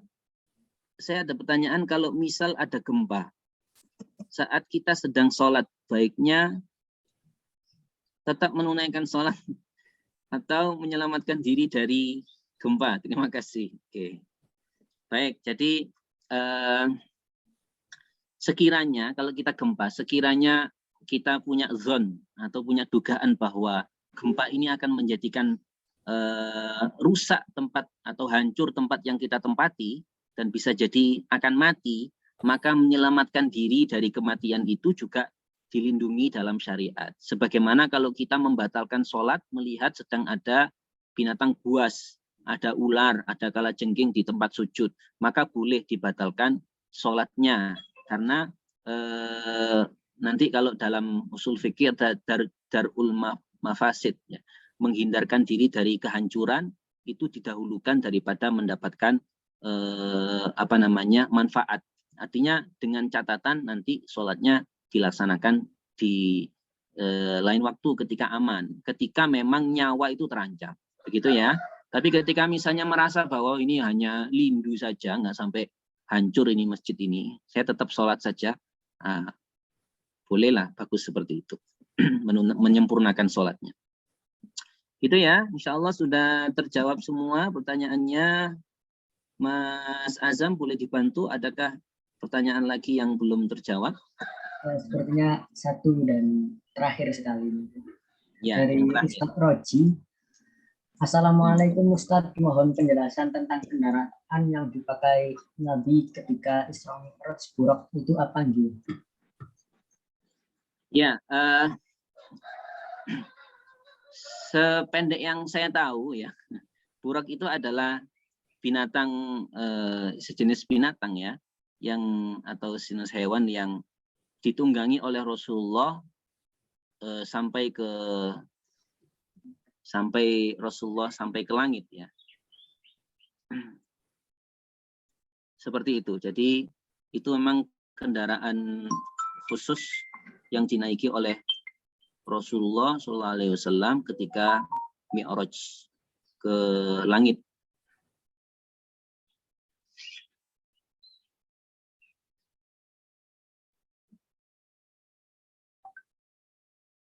Jadi intinya adalah kalau saya baca di referensi,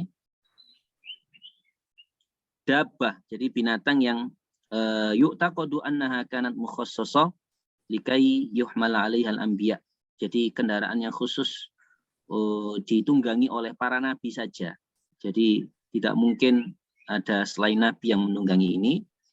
Fa inna hamalat ar-rasul Muhammad sallallahu alaihi wasallam min Makkah ila al-Hijaz dalam menjelaskan sebagian muslim dari Isra Mi'raj wa inda wusuliha rabata rasul idza jidarin ya'riful muslimun bihajibah.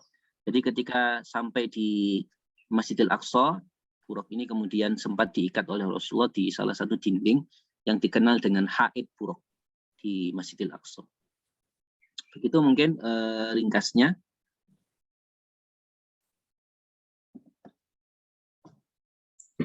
Baik Ustaz, terima kasih atas jawabannya. Insya Allah sudah tidak ada pertanyaan lagi Ustaz. Alhamdulillah. Sudah selesai ya berarti ya, sudah pukul 9:26. Yeah. Baik Ustaz, kurang lebih cukup sekian untuk kegiatan hari ini. Mungkin Ustaz Mirza ada yang ingin ditambahkan Ustaz? Baik, sebagai closing statement anak-anakku sekalian, yang paling penting dari tadi materi yang Ustaz sampaikan mungkin adalah yang paling perlu digarisbawahi adalah materi atau sub materi yang how to, tipsnya bagaimana supaya kita bisa menjaga sholat fardu kita berjamaah. Nah, coba diulang bersama. Siapa yang masih ingat yang pertama apa tadi? Manage waktu. Manage waktu, ya. Jadi kalau orang itu sholatnya teratur, insya Allah yang lainnya ikut teratur, kegiatan yang lainnya, aktivitas yang lainnya ikut teratur. Yang kedua apa? Hindari maksiat. Jauhi maksiat, hindari maksiat, karena maksiat itu menjadikan orang malas beribadah. Nomor 3.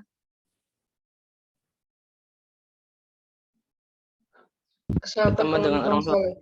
Iya, bersahabatlah dengan orang-orang yang soleh ya. Insya Allah Anda akan ikut soleh juga. Terakhir, nomor 4. Menjawab azan. Iya, memperbanyak zikir la haula wala quwata illa billah. Sebagaimana kalau kita menjawab muadzin hayya 'alas shalah, hayya 'alal falah, menjawab la haula wala quwata illa billah. Itu anak-anakku sekalian. Terakhir, mohon maaf bila ada yang kurang ya. Mudah-mudahan materinya bermanfaat. Allah berikan taufik untuk kita semua. Lebih semangat di momentum Isra Mi'raj dan seterusnya ini untuk menjaga sholat fardu kita, khususnya berjamaah. Kurang lebihnya mohon maaf. Astagfirullahaladzim. Assalamualaikum warahmatullahi wabarakatuh. Waalaikumsalam warahmatullahi wabarakatuh.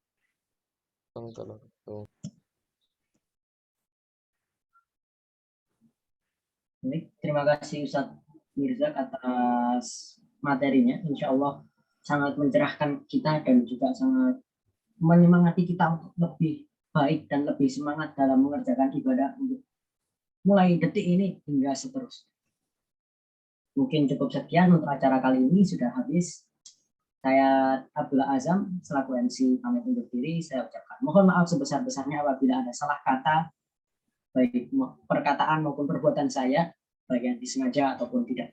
Karena sesungguhnya kelebihan itu terdapat pada Allah dan kekurangan terdapat pada saya. Akhirul kalam wabillahi taufiq wal hidayah. Nun wal qalam wa ma yasturun. Summassalam. Salamun alaikum warahmatullahi wabarakatuh. Waalaikumsalam warahmatullahi wabarakatuh.